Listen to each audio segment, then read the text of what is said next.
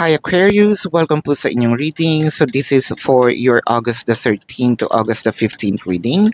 Para po sa mga bago, don't forget to click the subscribe button, smash the like button, comment below kung kayo po yung nakaka-resonate, and hit the notification bell. Kung gusto niyo po sumali sa ating live session, sa kabilang channel po yan, that is Babaylan TV. Yan po ang ating unang channel catered for our international audience. Ano po? So kung hindi niyo po maabutan itong ating live sessions, pwede naman kayo magtanong dito sa comment section as long as the question is answerable by yes or no. No? Ayan. So I want you to know, Aquarius, that this is a general reading. You may resonate with the entire reading or you may resonate with some bits and pieces of the reading. Take what's only yours. Simulan na natin. Aquarius, ang nakikita ko dito, kahit gustong-gusto nating makasama, patawarin itong taong ito. Kahit gustong-gusto nating umoo sa mga bagay-bagay. Kumbaga, kinukonsider natin kung ano yung tama. Hindi tayo nagsho-shortcut, hindi natin dinadaya, no?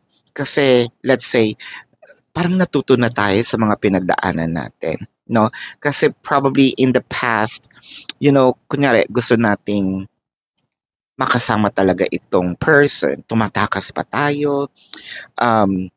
Nililihim natin yung pakikipagkita. I think that something happened, sa mga ginagawa natin from the past. Those are just few examples. Madami pa naman. No? And napahamak tayo. So ngayon, kahit gusto kita makasama, I would love for us to do the right thing. No, kung gusto mo akong makita, punta ka sa bahay.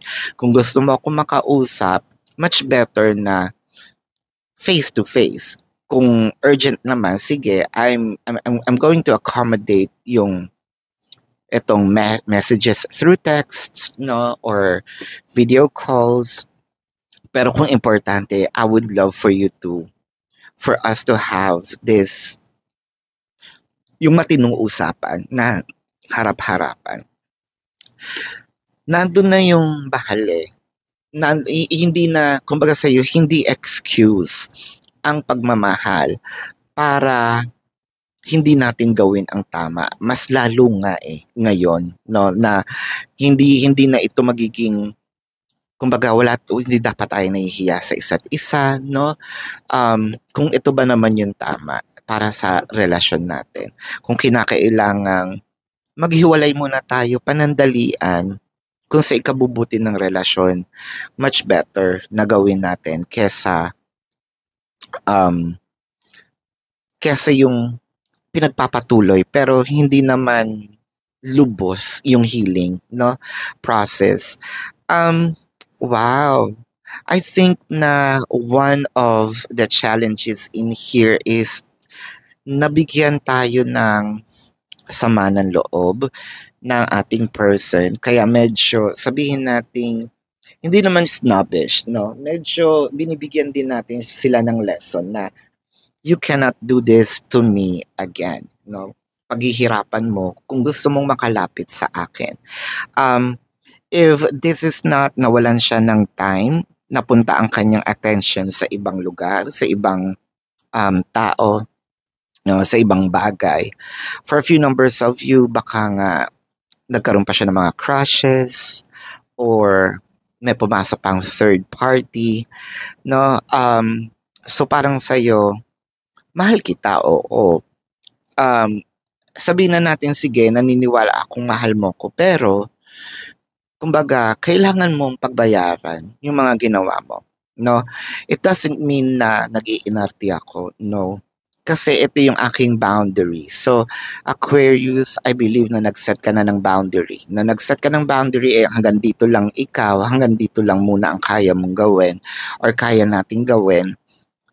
Kung gusto kong makita itong mga changes sa iyo, gusto kong makita itong mga pagbabago mo, no? Oh wow.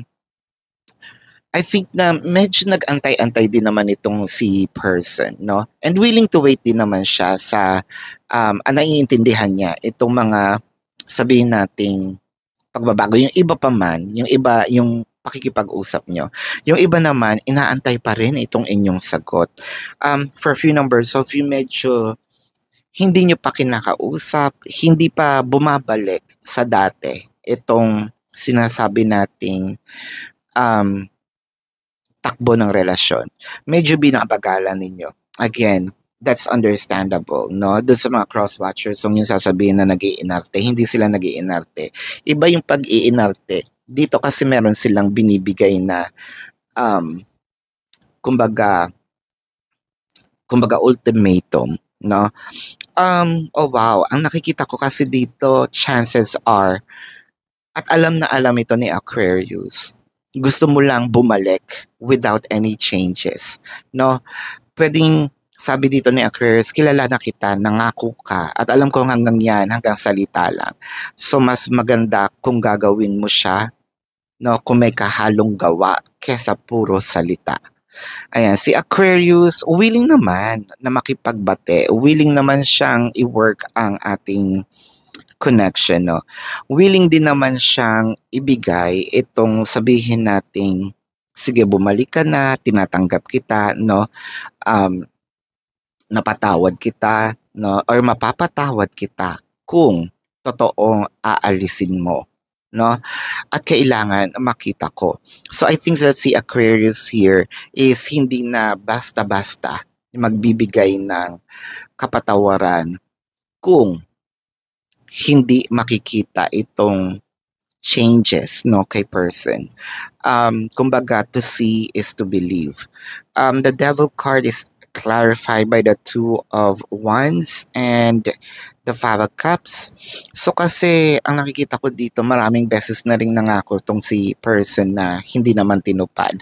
So ngayon, ang ginagawa or gagawin dito ni Aquarius is for security purposes. Nako, ayan tayo. Siguro nagtatrabaho ito sa mga security wise, no?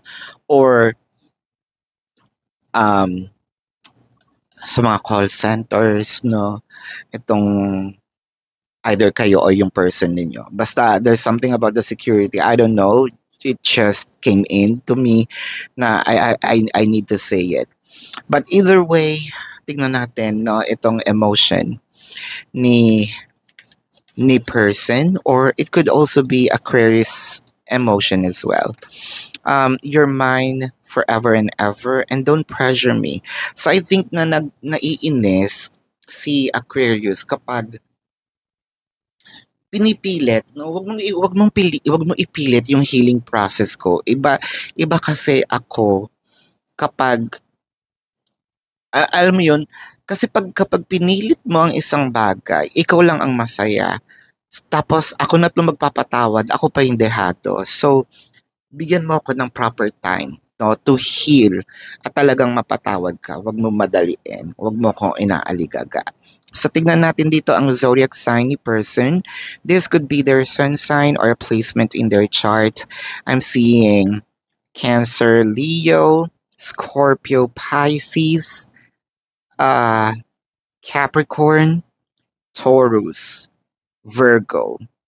Yeah, so this is your reading, Aquarius. Para po sa mga bago, don't forget to click the subscribe button, smash the like button, comment below kung kayo po ay nakaka-resonate, and hit the notification bell kung gusto nyo pong sumali sa ating live sessions sa kabilang channel po yan, that is Babaylan TV. Yan po ang ating unang channel catered for our international audience.